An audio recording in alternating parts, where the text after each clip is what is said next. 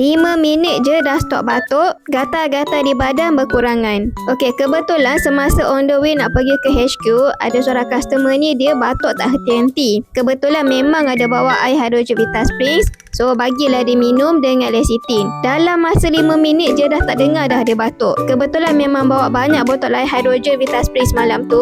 Sampai dekat rumah dia terus ambil 4 botol. Dia minum dan juga spray dekat badan. Gatal-gatal tu dah rasa kurang dah. Air hydrogen Vita Springs ni, dia tinggi dengan antioksidan, pembasmi radikal bebas dan menguatkan sistem imun badan.